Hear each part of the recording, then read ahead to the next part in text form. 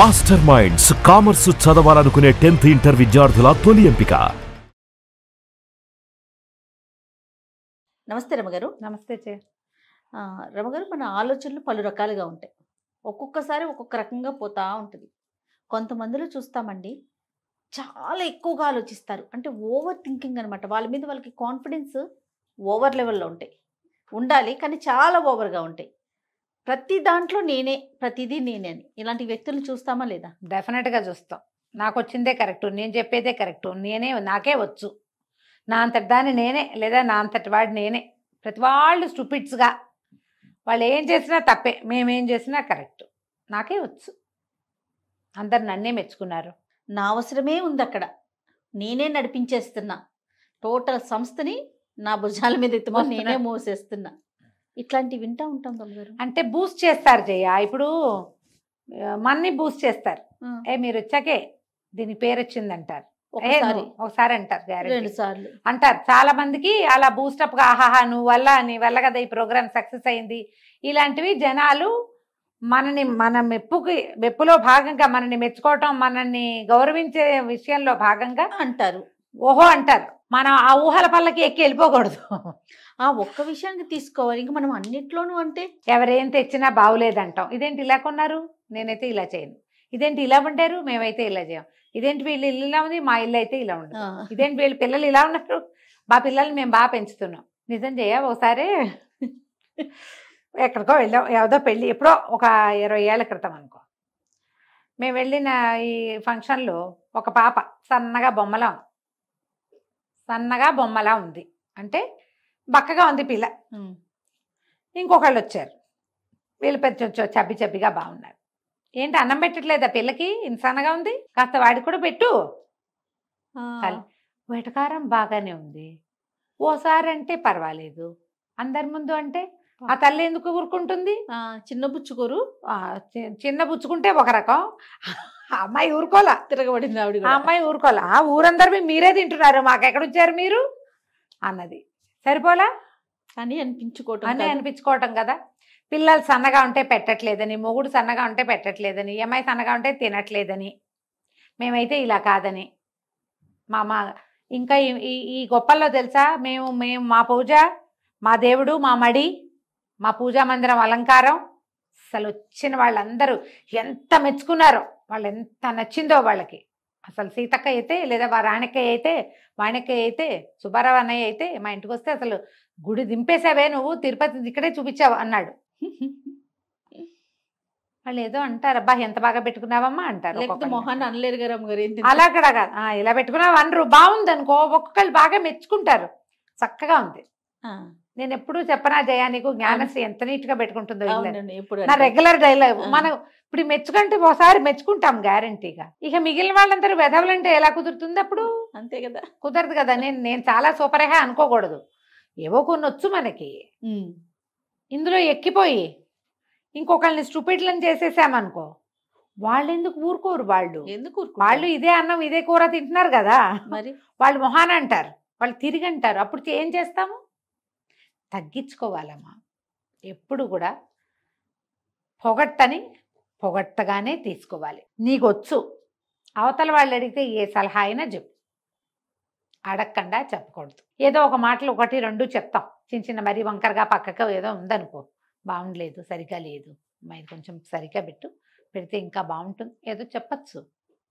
ఇక అదే పనిగా ఉంటే నువ్వు ఎక్కువ ఊహించుకున్న కొందికి నీకు ఆశాభంగం ఎక్కువగా ఉంటుంది.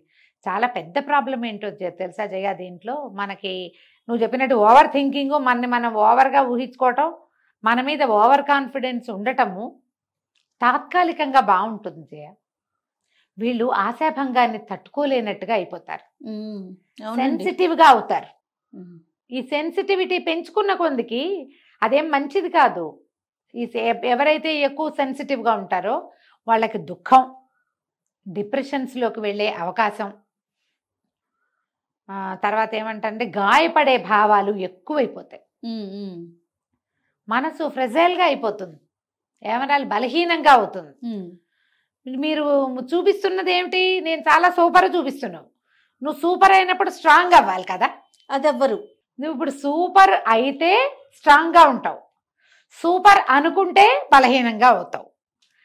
అనుకుంటున్నావా, ఉన్నావా, ఇది ఆలోచించాలి. అయ్యామా మనం నేను సూపర్ హై అనుకుంటున్నామా, నిజంగా నువ్వు సూపరా? నిజంగా సూపర్ అయిన వాళ్ళు స్ట్రాంగ్గా ఉంటారు. వాళ్ళకి ఏవో కొన్ని విషయాలు ఉంటాయి, అక్కడ చాలా గట్టిగా ఉంటారు. మిగిలినవి లేవు. ఇప్పుడు అన్నిట్లలో నేను సూపర్ హైగా ఎలా ఉంటాము? ఉండలేం కదా. అలా ఉండలేం కదా. ఏవో 2-3 బాగుంటాయి, అవి బాగుంటాయి కానీ వీళ్ళకి ఇవి రావు అనేస్తారు అవతల వాళ్ళు. అవును. ఆ మాట అనిపించుకోకూడదంటే మనం ఎక్కువ ఎక్కిపోకూడదు, మోతాదుగా ఉండాలి. మోతాదు ఎలా వస్తుంది అసలు? అదే కదా కష్టం. అదే కదా అన్నిటికంటే మెయిన్ కష్టం. అదే మోతాదుగా ఉండాలంటే ముందు నోరు విడిచి మాట్లాడకూడదు, మాటల మీద అదుపు ఉండాలి. ఇది మీది బాగుండలేదు, నాది బాగుంది అనకూడదు. వాళ్ళు చెప్పాలి అవతల వాళ్ళు, నువ్వైతే బాగా చేస్తావు, మాకంత బాగా రాలేదు అని. మీరేం బాగా చేయలే, మీకంటే నేనే బాగా చేస్తా అని నువ్వు అనకూడదు. వెంటనే నీ మొహం గిట్టదు ఇంక అవతల వాళ్ళకి, శత్రువు అయిపోతావు. నువ్వు పని చేసినా సరే బాగుండలేదంటాం. ఇదేం సెలక్షన్, ఇదేం వస్తువు, ఇదేం పని, ఇదేం తీరు. ఏదైనా ఒక విషయం అయితే ఒక రకం, అన్నిటికీ అయితే ఎట్లా? అన్నీ నాకే వచ్చు, నాకే తెలుసు అంటే ఇప్పుడు నార్సిస్టిక్ మెంటాలిటీ అని చెప్పుకుంటాం కదా. నార్సిజం అంటే ఇదే, నాకు చాలా వచ్చు అనుకోవటం. ఎవరికి వస్తాయమ్మా చాలా? ఎవరికి అన్నీ రావు, ఎవరికైనా కొన్నే వస్తాయి. కొన్ని విషయాలు తెలుస్తాయి, కొన్ని చేయగలుగుతాం మనం. అన్ని విషయాలు తెలియవు, అన్ను చేయలేము కూడాను. మనం దేనికి సరిపోదు. ఈ మొత్తం క్రమంలో మీరు స్ట్రాంగ్ అవుతున్నారా, వీక్ అవుతున్నారా అనేది ఒకసారి తరిచి చూసుకోవాలి ప్రతి వాళ్ళు కూడా, తప్పకుండా. అప్పుడు మనం మానసికంగా బలహీనంగా ఉన్నామా, బలంగా ఉన్నామా, స్ట్రాంగ్గా ఉన్నామా, దేన్నైనా తట్టుకోగలిగే శక్తి ఉంటుందా మనకి? ఈ చిన్న చిన్న అవమానాలను, చిన్న చిన్న చూపును, ఒక తగ్గింపు ధోరణిను, అవతల వాళ్ళ తాలూకు తుస్కరింపును, తిరస్కారాన్ని తీసుకోగలుగుతున్నామా లేదా? తీసుకోలేకపోతున్నాము అంటే ఈ సెల్ఫ్ ఎక్కువ చేసుకుంటున్నామా అని అర్థం. ఇప్పుడు ఏదో కరెక్షన్ వచ్చింది, కరెక్షన్ని తీసుకోగలిగితే కదా మనం ముందుకెళ్తాం బాగా. అవును కదా. పర్ఫెక్ట్గా ముందుకెళ్ళాలంటే కరెక్షన్ని తీసుకోగలగాలి. తీసుకోలేనప్పుడు మనకి పర్ఫెక్షన్ రాదు, వీక్నెస్ వస్తుంది, జనాల్ని ఫేస్ చేయలేకపోతాము. తర్వాత క్రమంగా ఏమవుతుంది, ఇంతకుముందు మనకేమో కొన్ని సూపర్లు ఉన్నాయి కదా, అవి తగ్గిపోతుంది అది. కాబట్టి కొంచెం కేర్ఫుల్గా ఉండండి. ప్రధానంగా ఏంటంటే ఎప్పుడు కూడా మనం ప్రపంచాన్ని చూస్తాం, మనని మనం చూసుకోవటం కొంచెం తక్కువే. కరెక్ట్, ఎవరైనా కూడా కదా. మొదట ప్రపంచాన్ని చూస్తూనే మనని మనం కరెక్షన్ చేసుకుంటూ ఉండాలి, మనని మనం సరి చేసుకోవాలి, మనని మనం స్ట్రాంగ్ చేసుకోవాలి. మన పరిస్థితులకి అనుగుణంగా మనం బలంగా తయారవ్వాలి, ఆడైనా మగైనా, మానసికంగాను శారీరకంగాను కూడా. మీరు ఎంత స్ట్రాంగ్గా ఉంటే మీ సమాజం అంత స్ట్రాంగ్గా ఉంటుంది, మీరు హాయిగా ఉంటారు, మీతో ఉన్న వాళ్ళు సంతోషంగా ఉంటారు.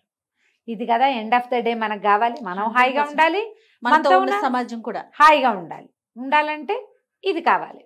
కాబట్టి ఓవర్గా ఆలోచించి మన మీద చాలా ఎక్స్పెక్టేషన్స్ మనకే పెంపొందించుకోకూడదు. ఇంతవరకు ఇది అని ఒక గీత పెట్టుకోండి, గీతలు దాటద్దు, ముఖ్యంగా నోటికి. అంతే కదా రమ్య గారు. రైట్. నమస్తే. నమస్తే జయ.